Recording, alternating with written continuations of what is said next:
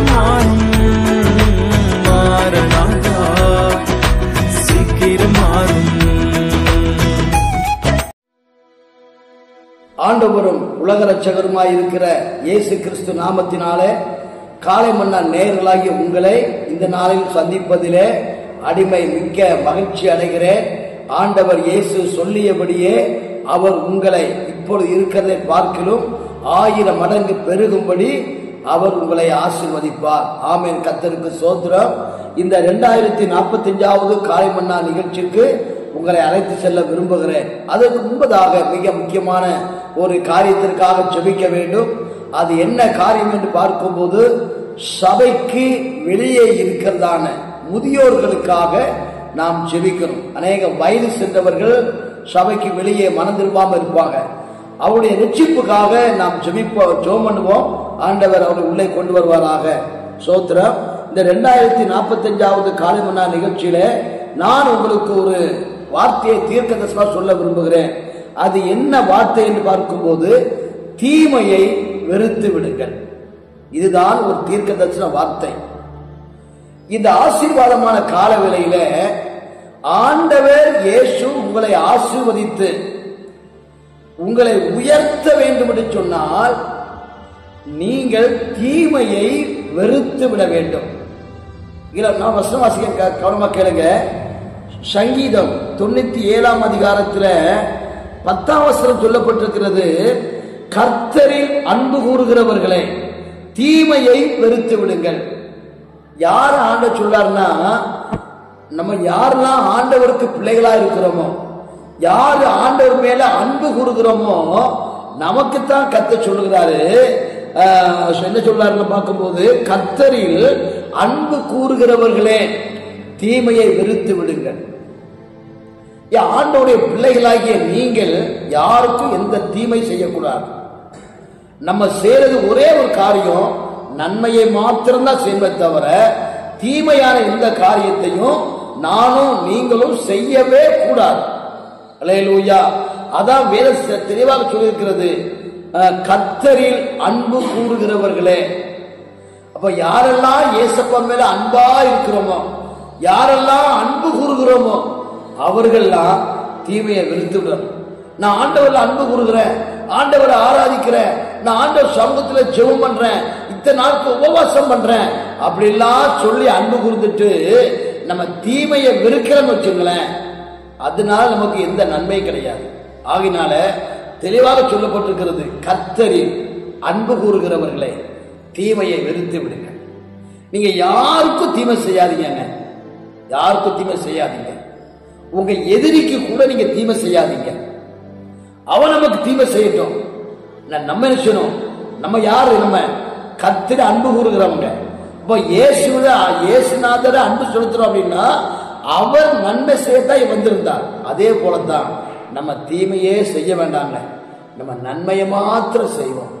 அப்போஸ்தலர் 10:30 சொல்லப்பட்டிருக்கிறது, இயேசு நன்மை செய்கிறவராய் சுற்றி திரிந்தார்.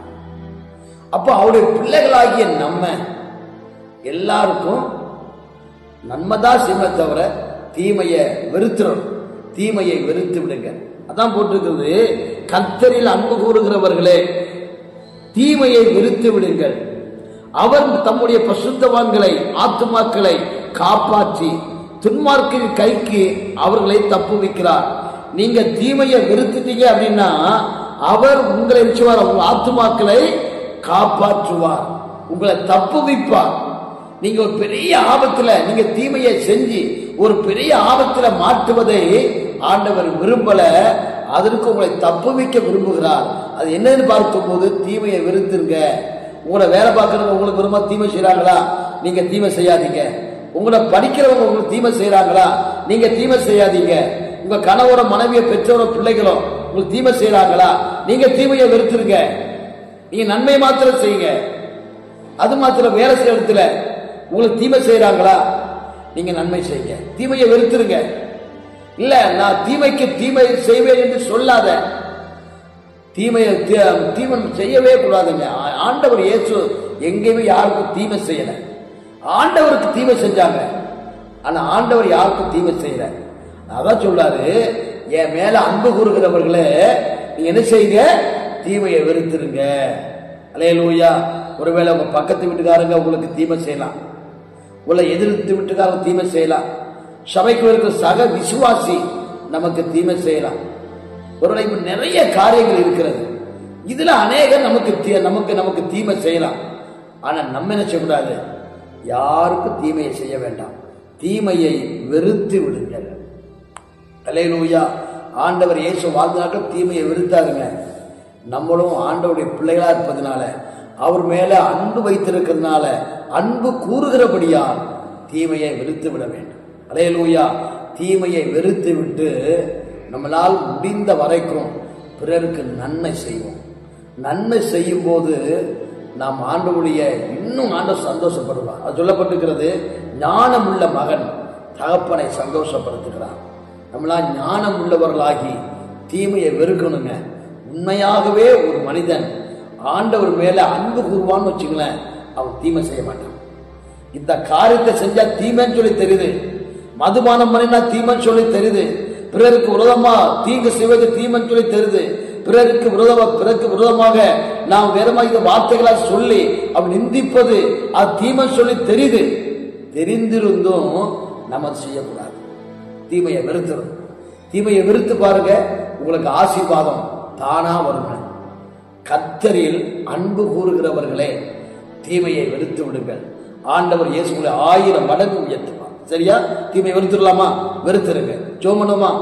அன்பின் பரலோக பிதாவே, உம்முடைய குமாரனாகிய இயேசுவின் நாமத்தில் நன்றியோடு துதிக்கிறோம். நாங்கள் எல்லாரும் தீமையை வெறுக்கிறவர்களாய் எங்களை மாற்றி எங்களை ஆசீர்வதிங்க. இயேசுவின் நாமத்தில் கேட்கிறோம் நல்ல பிதாவே. ஆமென்.